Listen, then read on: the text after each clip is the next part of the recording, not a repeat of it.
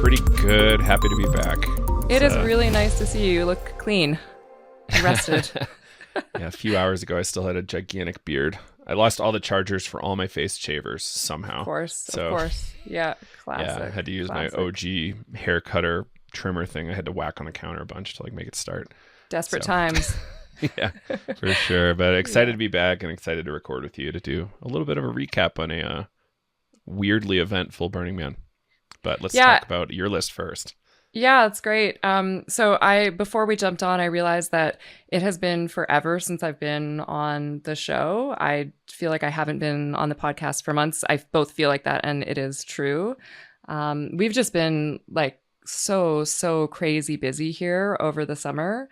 We just, as you know, we launched a new podcast with our friends Mary and Reggie, Hyphae Leaks, which dropped last week. So if for the listeners who aren't up on the news and you're interested in branching out and listening to more great psychedelic podcasting, check out Hyphae Leaks, rate, review, subscribe.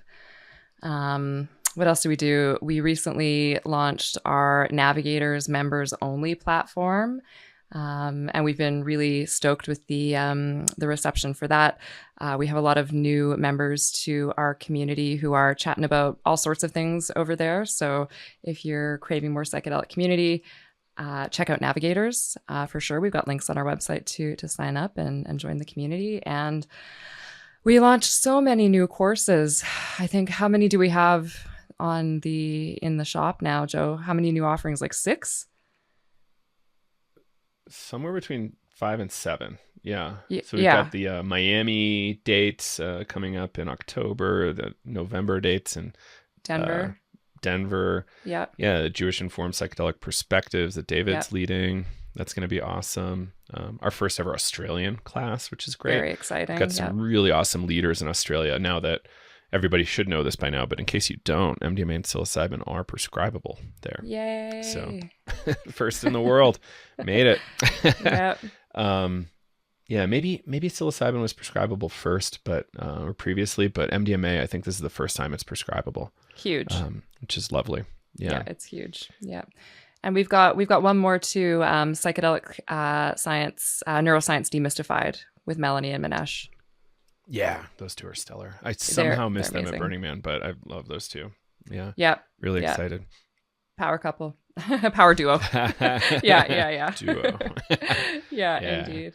Yeah. So it's been busy, but I'm pumped to get on today and chat with you about the topic that's been on everyone's minds over the past, I guess, week now, which is Burning Man. Yeah, Burning Man. I'm already planning for next year. I would. I'm already packing. Anything less. Yeah, nice. Yeah, so it was wild. I don't know where you want me to start, but let me actually lay out for you me getting there. Yeah, that's where I do want to start, the beginning. Crazy. Yeah. Crazy. Neither my partner or I know how to drive a trailer. So we'll start there. And we got a dolly trailer to drive out the art car that she built. And a Big Krab Car, if anyone wants to check it out. Crab with a K, because it's not a real crab. And it was so funny getting it out of here. It took us so much longer than we thought. We're like, yeah, totally. 8 a.m. departure. It's 3 o'clock in the afternoon. We're just hitting the road. This as is it goes. Yeah. Smooth. And so we making progress, rolling with a friend. He's caravanning with us because we're not super confident in our situation. And take our first rest stop 4 hours in Silt, Colorado. Police, I haven't even told you this one yet. Okay. Police officer has his door blocking the exit. And we're like, what's going on here? This is weird. And we roll up. We're 8 feet behind him. I'm about to start making nonsense noises. And then I realize he's in between his door and his car and with a rifle, a tactical rifle, trained on somebody. Oh, Jesus. With their arms out the window. And then all of a sudden, within a minute or two, I was asking him questions. I'm let me just let this play out. At least we're on the right side of a rifle. So I didn't feel super at risk. Other people would have been a little nervous, I guess, or maybe normal people. But yeah, sheriff rolls in on the other side of him. This guy was a sheriff too.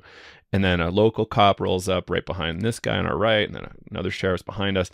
This guy, the local cop, looks like Kenny Powers. He's got the shaved sides, high top, like kind of just like Amazing. rednecky Marine look, maybe with a big mustache. Love He was it. trying to get out of his cop car. He couldn't get out because his rifle was in the way of his belly and his steering wheel. So he's like bucking trying to get out. Like, oh my gosh, this is crazy. I was like, that was when I was worried I was going to get shot the most because I'm like, that doesn't look awesome. And that's how you're And then, starting your weekend oh yeah, or your week. and then Yeah. he starts running up to the car, and his pants are falling down. I'm like, what the what is going on this side of Colorado? This is wild. And then they all like kind of drop their weapons, walk up to the car, talk to the guy, start giggling, all get in their car and take off. So it was like probably one of those like Amber Alert scenarios where we're looking for somebody and they just, rolled. I was like, that's so ridiculous. So I was like on edge going, oh God, and I don't love having this many police officers around. But pulled it off, got on the highway again. Then traffic stops and there's like a gigantic helicopter parking in the middle of the highway doing like backcountry construction repair or something. Wild. I don't totally understand what's going on, but it was gorgeous. It was super pretty watching this like really weird dual blade copter going. Like, it was wild. So that was nice. Made it to oh my God, I don't think we got to where we wanted to be till like 2 or 3 in the morning, like Wendover, Utah, which is on the Nevada border. And then thankfully, we made it to Burning Man on Friday. We made it to the gate and like rolled in on Friday. And this is all mostly on Wednesday, Thursday, I think. The trailer almost flipped 4 or 5 times too. Like we didn't know how to set up the trailer appropriately. And we just realized, we need to drive super slow, like 55 or less for most of the ride. Okay. It was terrible. Yeah, not ideal for sure. So it was a journey just getting there. Oh yeah, for you both.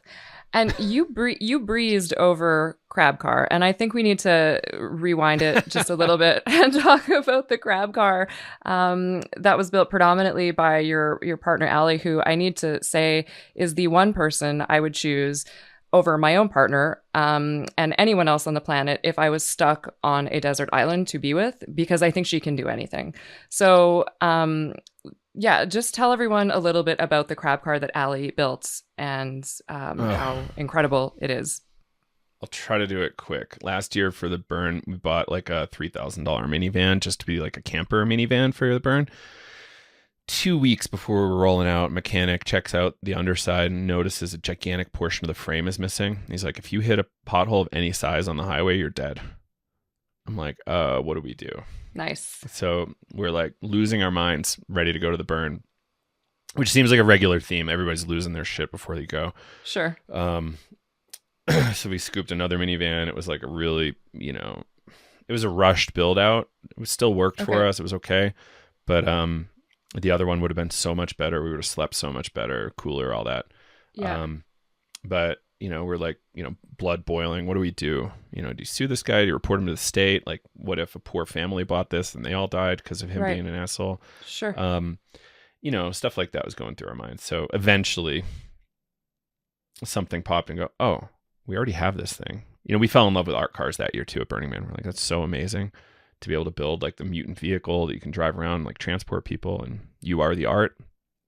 Like that whole concept's so beautiful. So we're thinking we're doing it on like a Nissan Leaf, like a wrecked like $1,200 car. It's all electric, which was our intent. But we're like, we already have this minivan. Let's just do this. Pulled a whole party into it, cut the top off of the minivan, did what was it? That was the uncanning of the crab. So pulling the top off. And then, she learned how to do some welding, some cutting. Turns out one of our great friends is a BFA in metal sculpture that only loves doing metal, like large work. Convenient. And and also is a professional welder. So that helped amazingly. So thank you, Ashley, for that. And eventually, what was it? We were on some road trip somewhere and she popped in and found this hilarious cartoon crab. And she sees it's like, it was on a thermometer. She's like, bought it right away and said, this is what we're doing. The muse. Had it on the dashboard of the car for months. And then eventually, it gets stressful because the timelines are all freaky and then not everybody's priorities match up with yours. And she was able to pull it off. And at last minute, like we had a rainstorm and it screwed up all our LEDs that we had everywhere. And thankfully, we were able to flip over to these like little floodlights that were like USB LEDs and totally waterproof. And they were actually perfect. It was really, really beautiful lighting that just happened as a result of our failure with LEDs. And Yeah. Happy accident. brilliant. Yeah. Yeah. So we had like a DJ booth on the back of the Crab. I was going to use my PA speakers. We did it for a little bit. The same speakers I'll use for breath work. And people should know I DJ a little bit. So we were doing some of that. It was fun. And yeah, the steering wheel was like a pirate ship steering wheel, but it was like flat, like parallel to the ground. Yeah. So it wasn't like normal kind of angle steering wheel. It's like super funny like that. And yeah, there was room in back for like 14 people, probably 3 people up front, like a big bed area, and then like a kind of a jump seat on the back. It was awesome. And Love it. there was a little bit of unfinished metal, so we were a little freaked out about people being near it, but like we were able to actually kind of nerf the parts where people were. And like I think I was the only one that got even a slight cut, which is great. Okay. Well, that's not happy that it was bad. me versus anybody else. There you go. Yeah. Yeah, there you go. Yeah, so that's the Krab Car. And we did a celebration of lights locally. That was our kind of launch party. Yeah, I thought I was microdosing for it. I was not, unfortunately. And we pulled it off, though. Allie kind of made it happen. We had a bunch of little kids on the bed, and she wanted Octopus's Garden, but I forgot and put on Under the Sea, like Little Mermaid. And then Close enough. Octopus's Garden after that, Yeah. yeah. There you go. Big Krab There Car, you go. big minivan, 2005 Honda something. Yeah. That's it. Love it. So, and do you have plans to take the Crab back to the playa next year, or is there going to be for some sure. kind of evolution? It was Yeah. a fucking smash hit. Yeah. Crabs. So Awesome. It turns out with evolution with crabs have evolved 5 different times separately on different timelines. Okay. So it turns out crabs are the final destination for Interesting. a lot of evolutionary lines. So I think we're not going to change it from a crab, but it'll evolve. It'll improve. It'll be prettier. Yeah. And I think that should be the case with art that can evolve. You should, like, Sure. if it's fun to evolve, right? Like, you don't want to go back to your oil painting every 5 years, right? But That's you could. right. Yeah. Yeah. Yeah. Well, if anyone wants to see it, I wholeheartedly encourage them to go and seek it out. Big Krab Car, Crab with a K, on Instagram. Facebook as well. Yeah. Yeah. That's your flavor. Very cool. Very, very Yeah. cool. Yeah. Awesome. So let's get back to Burning Man. So you guys are on the playa, you make it there, towing the crab, and the rest of the world is watching. And there were a few really big stories that people have been stuck on around Burning Man this year. So the first one being obviously the weather and the conditions on the playa that were different than any other year. So let's start there. So last year, windiest, hottest, worst roads. Okay. So we were kind of hardened by that. We showed up this year. It was beautiful. It was perfect. Absolutely perfect conditions. There was no real dust for the first couple days. Right. Everything's amazing for like, I don't even know how many days. I lost track because we got there on Friday kind of early. But yeah, and then rain happened. Was it in the forecast? The Burning Man org, I was using their forecast the most. They updated a Google Sheet every couple times a day. It's like, yeah, this looks fine. 1/4 inch rain should be just like a half an hour of downtime and a little bit of shitty muddy time, and we're fine. Yeah, and then it turned out to be very much not the case. Sure. Yeah, I was in Nevada last weekend as well, and there was crazy flash flooding in Vegas, and every like 20 minutes we were getting these like meh, meh alerts on our phones that there was crazy flash flooding happening. And of course, you all were in Black Rock City at that time, and the footage was starting to come out, about all the mud and, people that were fleeing and people that were stuck and the gates being shut and all this stuff. But what was it really like to be there when that was occurring? It was a lot of things. It was a lot of things to a lot of people. Okay. So, we had Starlink, so I was checking internet here and there. One of our friends like brought it as her gift to our camp, and it was lovely. Nice. Because we could tell our family we were safe and all that, as everybody's saying, oh no, it's the end of the world. Everybody's going to die. It's like, guys, we're here for a desert rave for 7+ days. I think we're going to be fine. And we had like a little ice fishing tent. Like a lot of people get these like shiny, super expensive shift pods. Those weren't waterproof on the bottom as much as people would have hoped. Like we had an ice fishing setup, which is like, I think more serious. It was way cheaper too. So that worked out. We didn't get wet at all in the tent, which is dope. we didn't really spend much time there in our tent. One of our friends did a hexayurt setup that was like a little scary. Hexayurt is like these foam insulation panels. You can kind of like cut them into some really cool patterns, and they're really helpful for disaster relief, like refugee camps and whatever. But you Okay. can do some really interesting designs. The wind was a little problematic for that, but we solved that. There was a little bit of water issue on that, but we solved that. And it was just really comfortable hanging out with friends in like small little tents that were dry Beautiful. while it was raining. And, once in a while, friends would make the trek over. I was too much of a little baby to jump in the mud right away. And Yeah. I totally forgot I had amazing boots. I'm like, oh, I found them like 2 days later. It's like, oh, that would have been good to remember.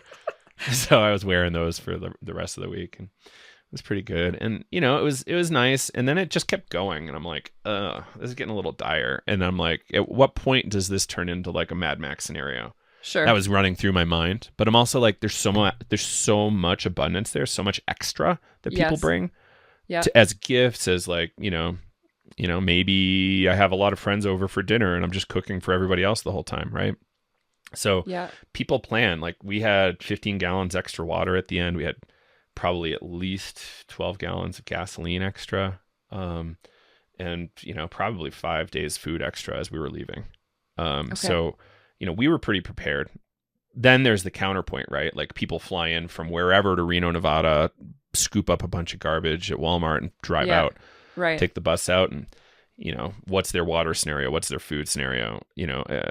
Going solo to Burning Man doesn't seem like the funnest to me, but a lot of people do it. I think it should be a team sport, like regardless if you love the team or not, or the team loves you. It's just like, hey guys, let's just Sure. collectivize a little bit for Yeah. a little bit of security and a little bit of like reduction in total burden of work for us as individuals. Because those folks that, the Walmart tents, the, not having a shitload of food that's like decent, people probably were just eating like Cliff Bars and other junk the whole time. And they Right. could survive. But, it's tough. It was touch and go. We brought a bucket as an emergency bathroom if we needed it, but the scenarios with the bathrooms weren't that bad for me. I had too many friends with RVs, so I could just like pop in if I really needed to. Yeah. Other people, you had to figure it out. And it was tough, but on the way out, I think people were offering like free showers and free steaks. That's what I Lovely. was seeing. Like you need, and there are people just putting up signs like, here's what we have to offer you. Yeah. That's amazing. Yeah. Yeah. Yeah. That's amazing. So it was a little scary, and there was a little panicky vibes. Like people would just be like walking across the muddy desert to get out of there like early.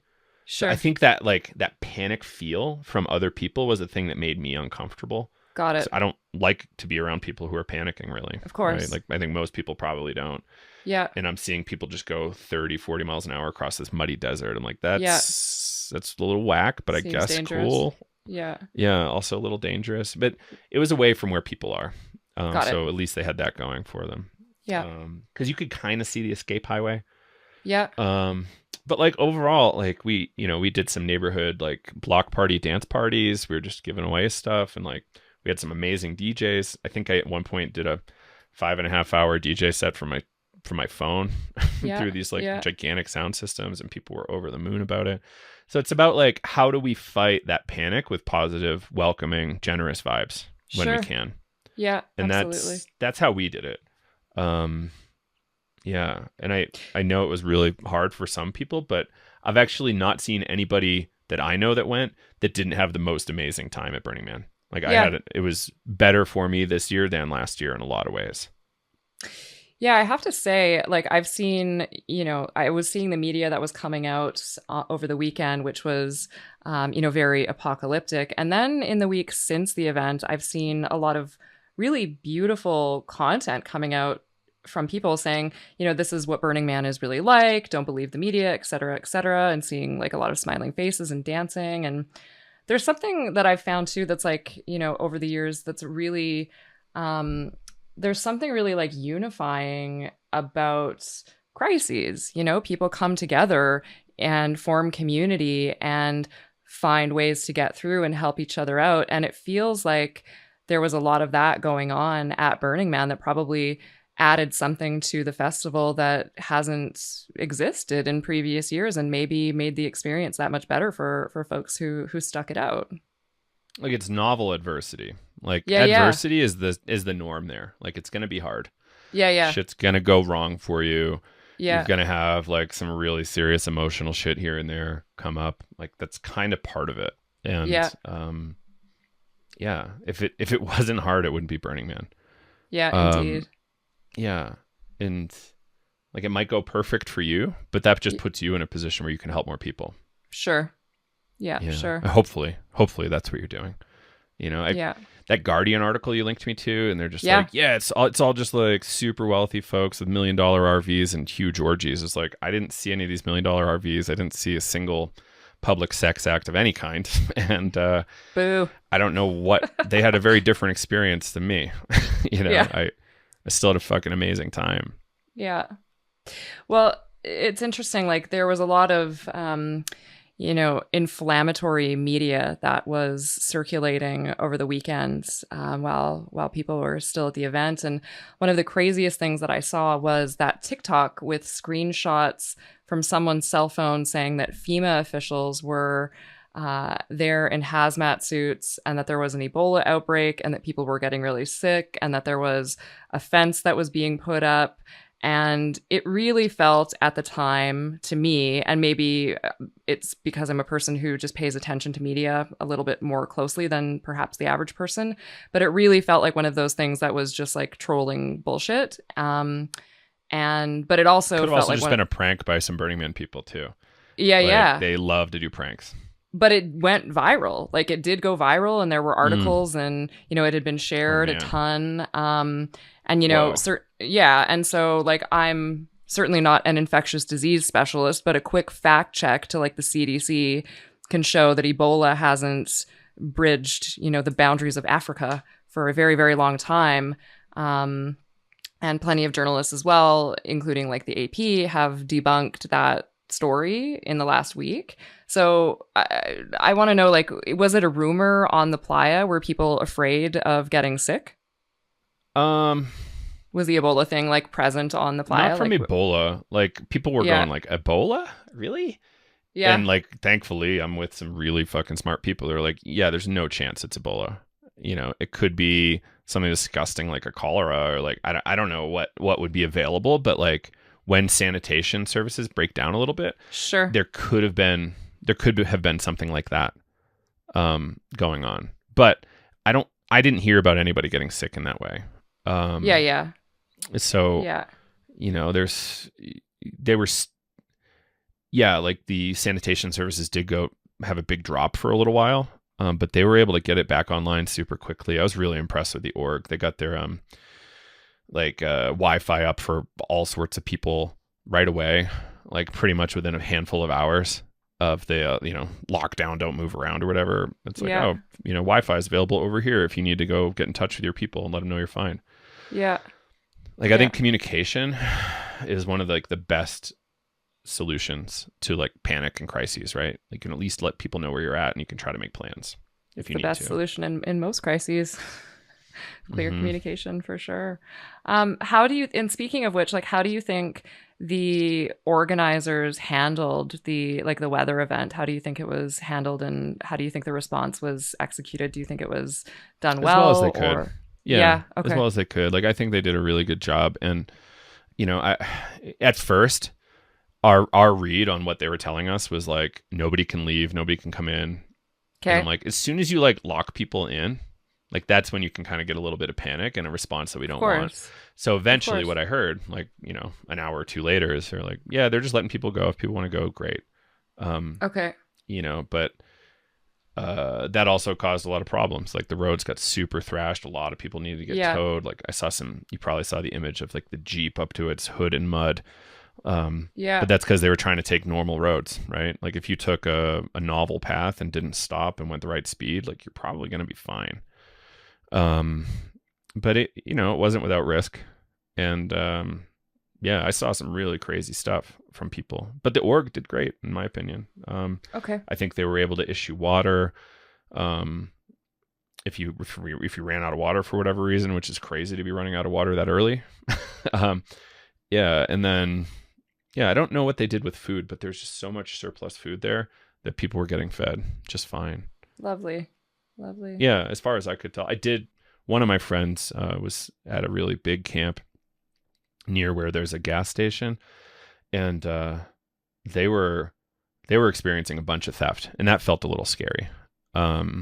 But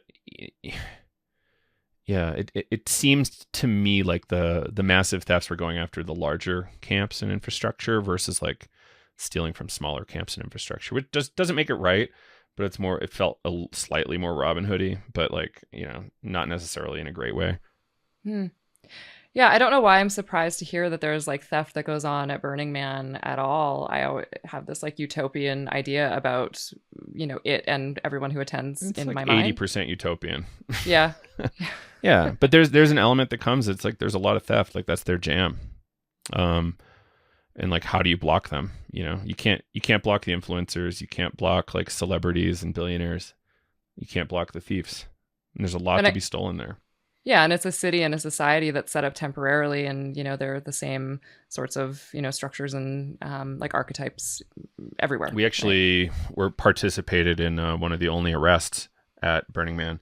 Tell me more. Somebody tried to run over a friend, and one of the guys he was with on the last day, they watched him throw some trash out of the car, like a big trash bag, and they confronted him. And then he like was in his car trying to like hit them like 2 or 3 times. And then they were able to get to the Burning Man Rangers and get to the police. And I think even my girlfriend, Allie, was part of like the police report. And they apprehended him. He was in a U-Haul truck. So like, how can you, out of all of these U-Haul trucks here, find that individual? Right. But they found him like, based on all the info they gave him, which is great. And yeah, it looks like he'll probably be doing some time for attempted murder.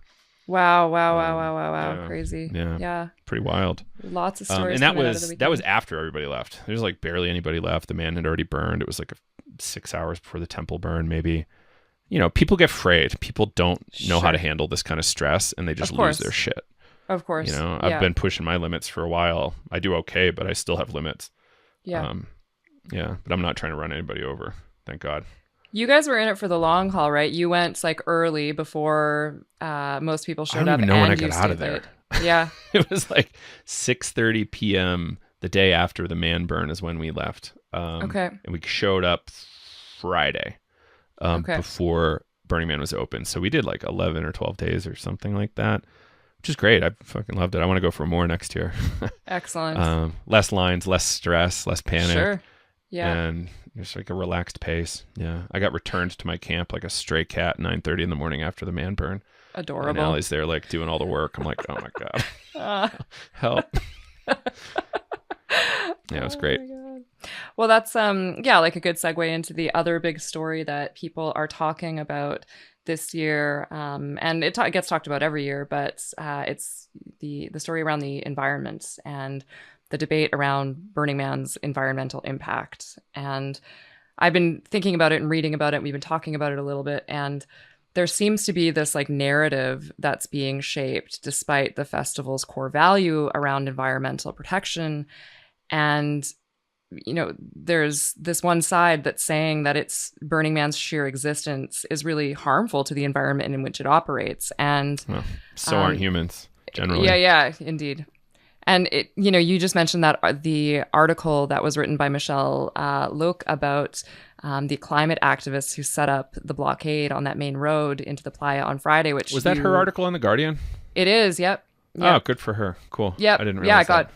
It got tons of traction, and her video went like super duper viral of the blockade getting violently dismantled by police who rammed through their trailer with their SUV and then threw the protesters to the ground. But yeah, let's unpack this environmental argument a little bit and talk about the criticism. Like, what's your take there? Like some of the arguments are fair for sure. How many super fancy big private jets are landing there every year? That's probably the biggest impact. from Burning Man, and one of the wealthier contributors and participants in Burning Man had this very large art car called Mayan Warrior, and it actually burned. Like it had a big accident like midsummer or I don't know, spring, and it's kind of no longer with us. But he did a podcast on Eamon Armstrong. Do you remember him? Life is a Festival podcast. Oh, yeah, he was yeah. with Maya for a little bit. Yeah. He had that guy on for Mayan Warrior. It was super good. And he was like, I think we should get rid of the airport. Like only for emergency services should the airport be used. And I was like, that's fuck yeah. And like Fair. even DJs shouldn't be flown in. Like they should have to drive in just like everybody else. Everyone else. I was like, that's really interesting.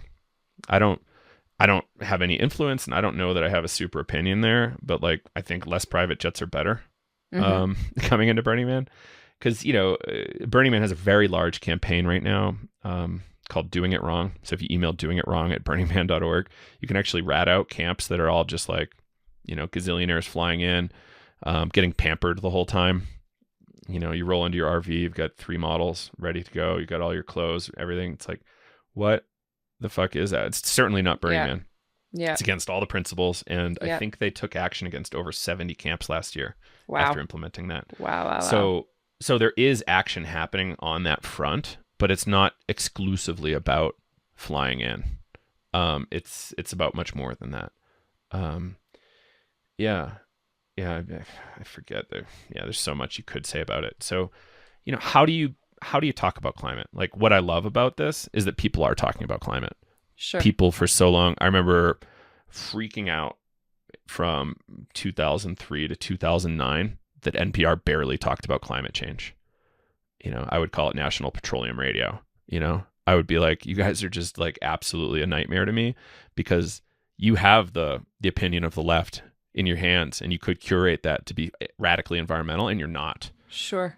They've, now gazillion years later, they're kind of on it a little bit, but the president of America just approved very large oil fields. So like, what are we protesting? Like we're protesting. Are we putting our attention in the right places? People when protesting often plan to get arrested, and you can only get arrested so many times. It's not sustainable to get arrested like all the time for protesting, right. I don't think. Right. So are you getting arrested for the right things? Like, I think it was a good statement.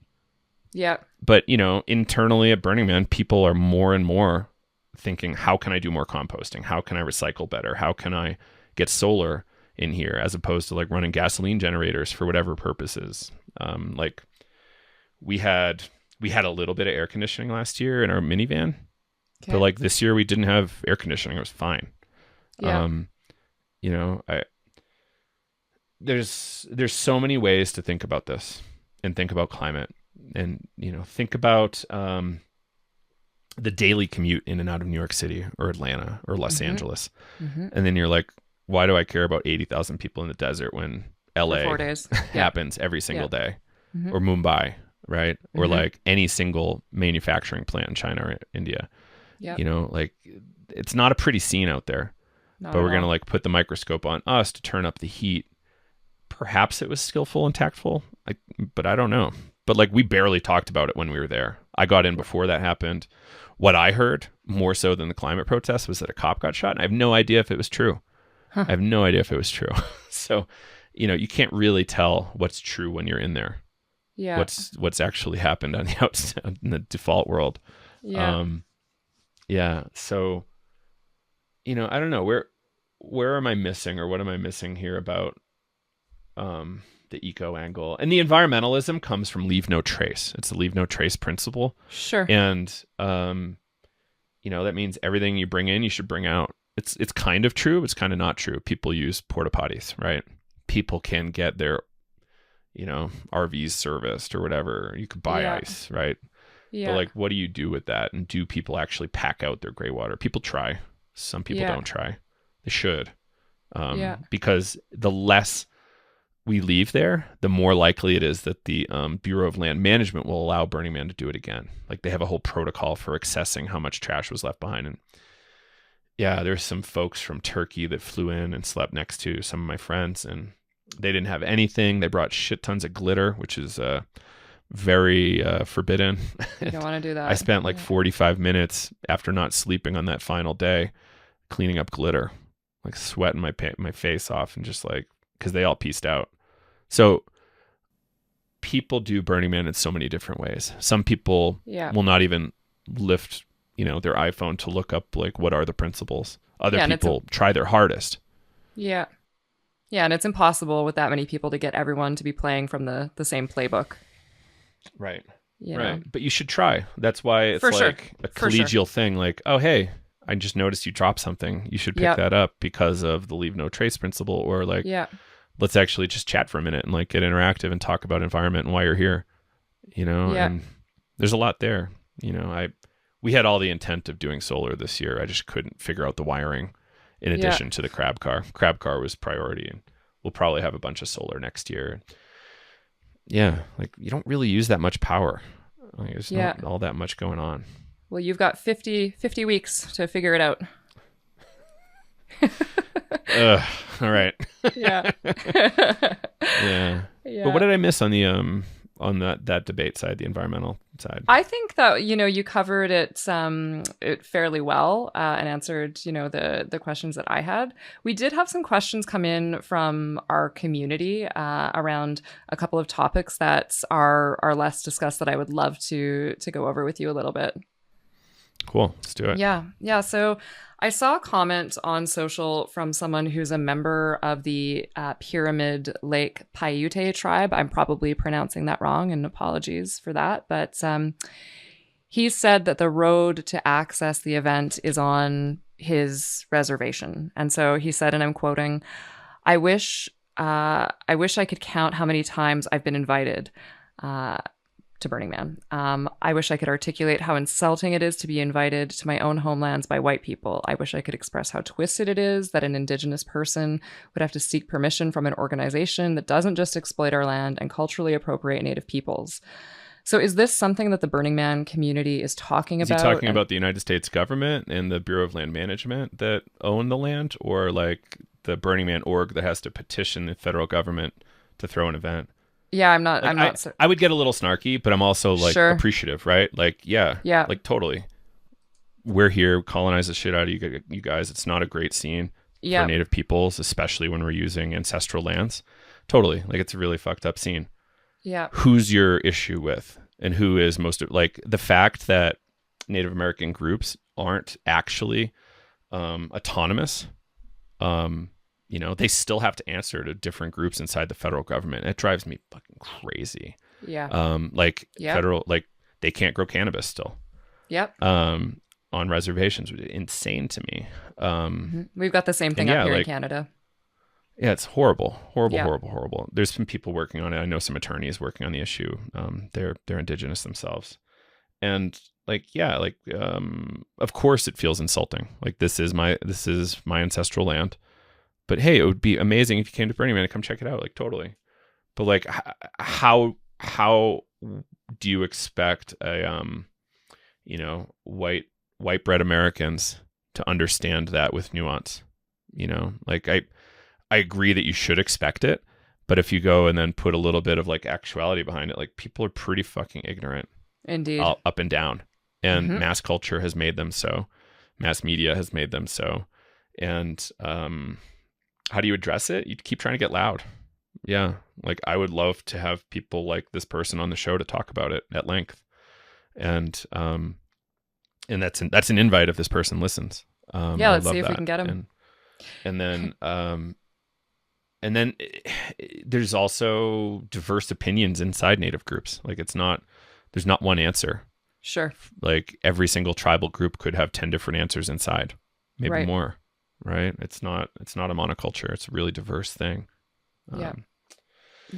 Yeah, and that's a good one. But yeah, like what is to be done there, and how would you like to address that, and I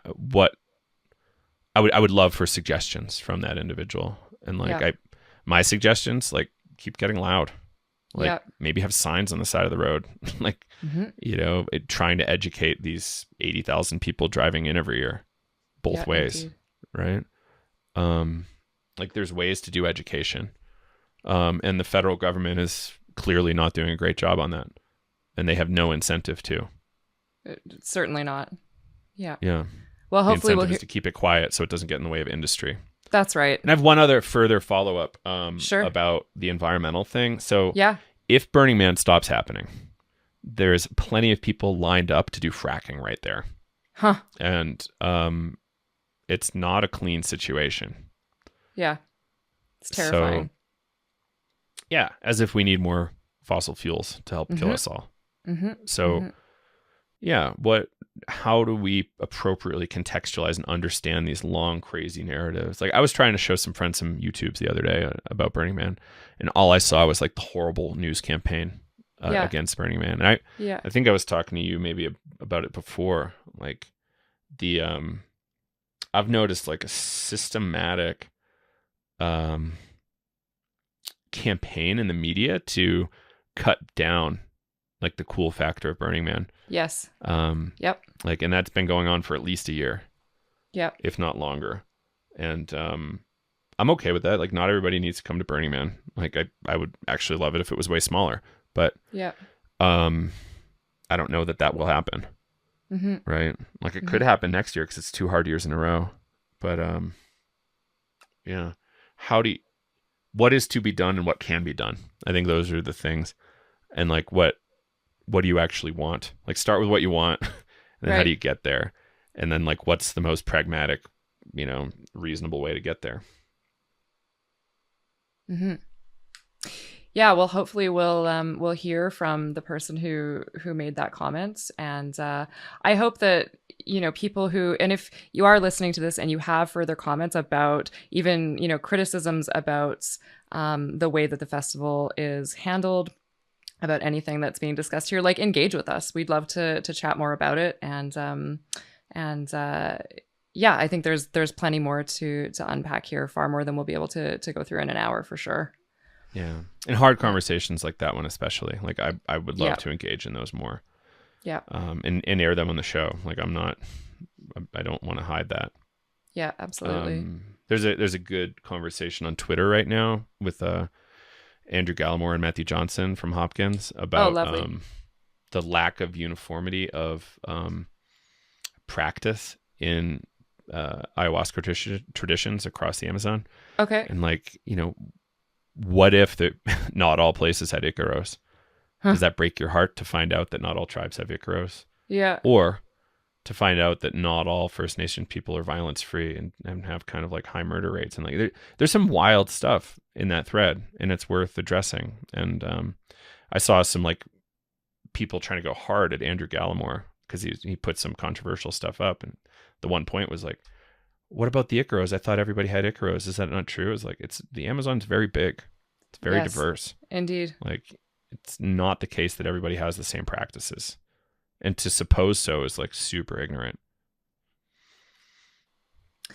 Yeah, and probably insulting. Yep. Yeah. At a minimum. Yeah, it was funny on that same thread, the first comment that someone made is, but Diplo is there. And I thought that was really funny. And Diplo was there, and he escaped. And there was a lot of footage that circulated around Diplo and Chris Rock getting, kind of carted out in the back of a pickup truck. And hopefully we're trying to get him on the show. Hopefully we'll be able to talk to him about his Burning Man experience. But what was being chatted about that having happened, and their like great escape that they made?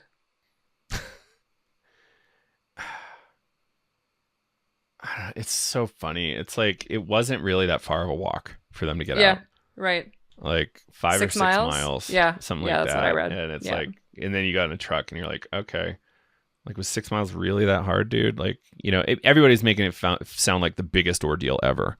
Yeah. As if they forgot all of history happened.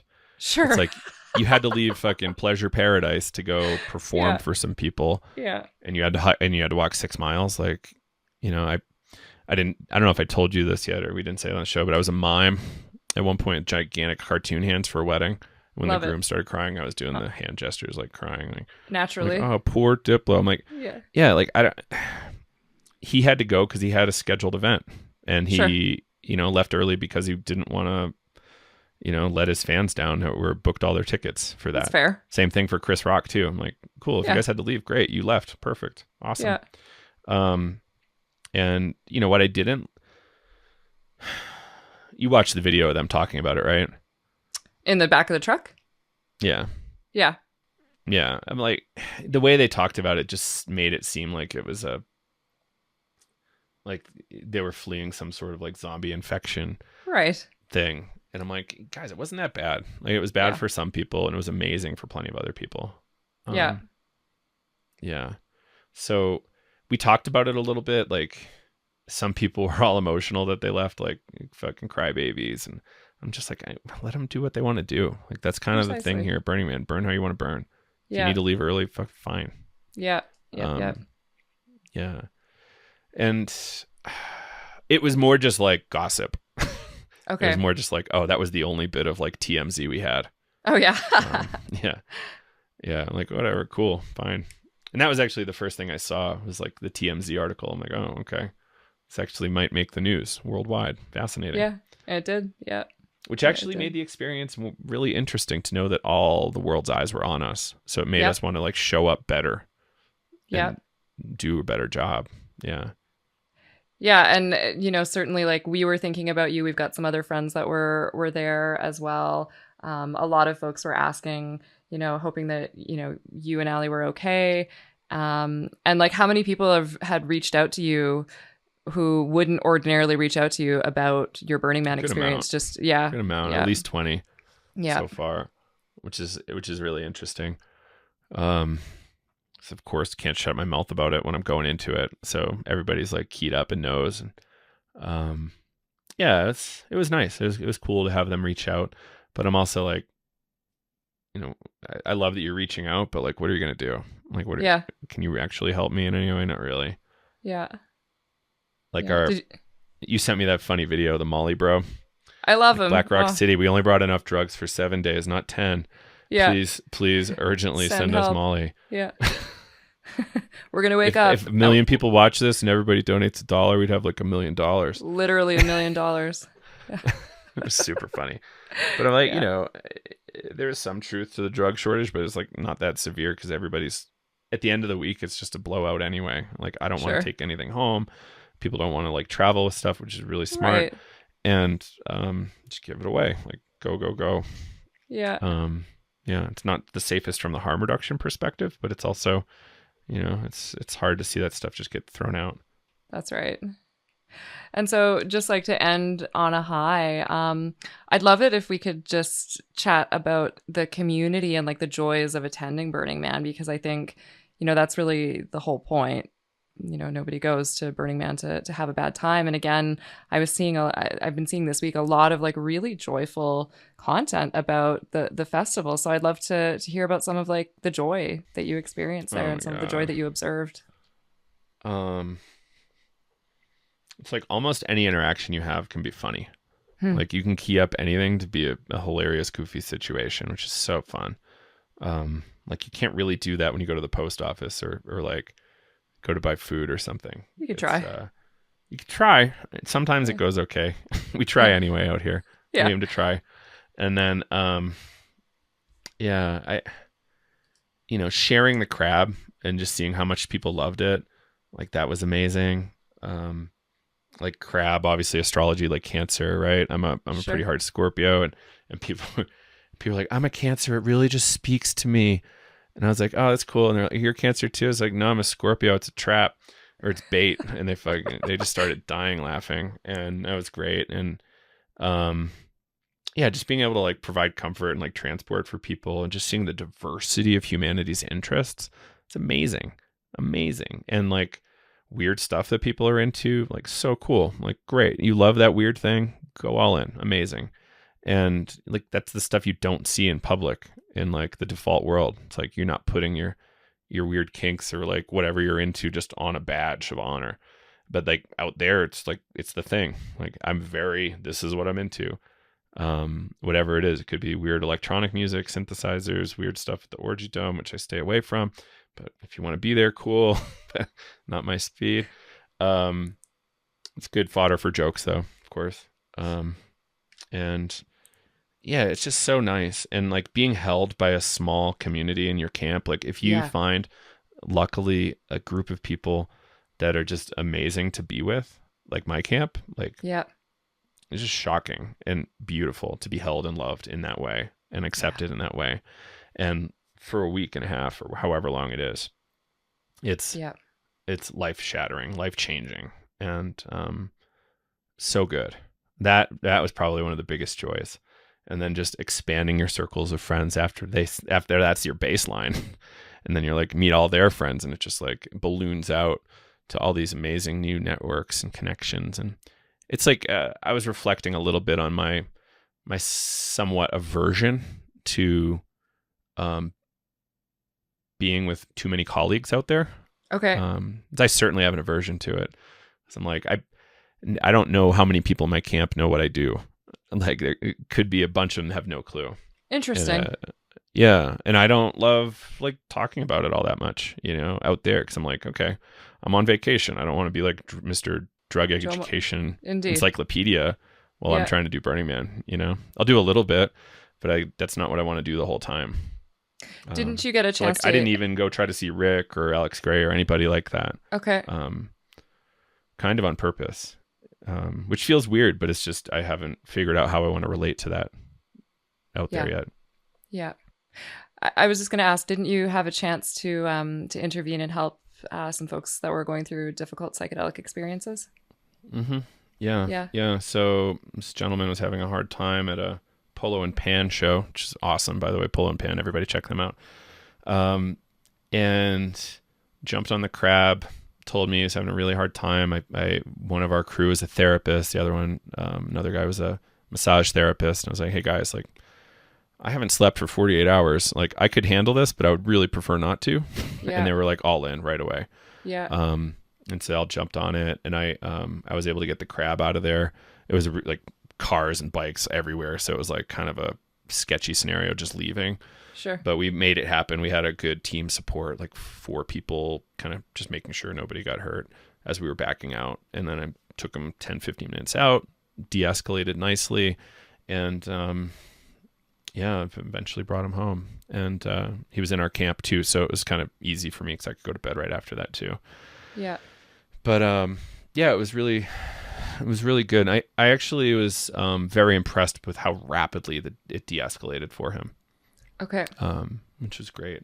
And I think it's probably like mixing drugs. When you're not really used to drugs and your dosing of drugs, like mixing them is kind of like black belt stuff, and you might want to go easy on that. Yeah, it's a bit of Russian roulette. Yeah, exactly. If you're a pro, great. But even then, like, shit can happen. Sure. Yeah. So, just be ready. It's not always a free for all. Well, especially in like a high intensity, high stress, like panic filled environment. It's probably not the best idea to venture into new waters with substances. No, not at all. Not at all. I think that was part of a talk I gave last year. It's like, you can, like, this is a great place to try drugs, but it's also one of the riskiest places to try a new drug. Out of, all the scenarios you could line up. So you just got to be careful. It's not a zero risk venture. No, certainly not. Yeah. So if you had any like big takeaways from the year, or from Burning Man this year, what would you say? Is there anything that you're kind of walking away with that will help you for subsequent burns? Mm-hmm. And life. Trying my best not to be in a frantic state of activity. Sure. Trying to hit some goal that may or may not be what I want or need. That's a big one. Yeah. Like there was a whole like DJ scenario that came up that I was like, kind of sent me in a bad place for 4 hours. I'm like, that's not what I should have done with my day. Yeah. Why did I do that? And then patience. Like if people were more patient around the rain and mud, like it would have been a lot easier on a lot of people. Yep. Yeah. But one taste of adversity and a lot of people just got to bolt and get out of there. It's kind of the way I've seen that at even just camping trips or weekend camping trips somewhere, like the slightest bit of adversity and they peace out. Yeah. So People don't like patience to and be less frantic uncomfortable. activity. Yeah. Yeah, exactly. And yeah, I've gained skills because I've been at this, thing for a while.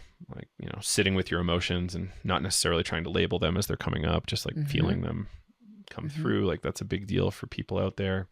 'Cause your emotions can get really big. You're pushing yourself in every direction, Right.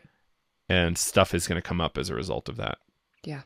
And Burning Man sober can be an extraordinarily psychedelic experience in itself. I'm sure. Yeah. Yeah. So,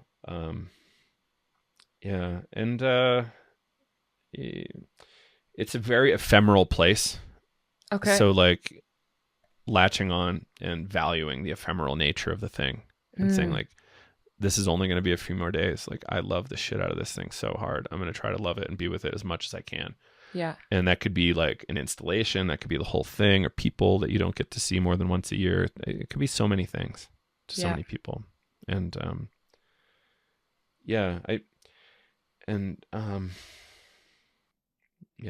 if you see people doing stuff wrong, maybe talk to them about it. Like the Burning Man plug and play, sparkle ponies, kind of the term they get.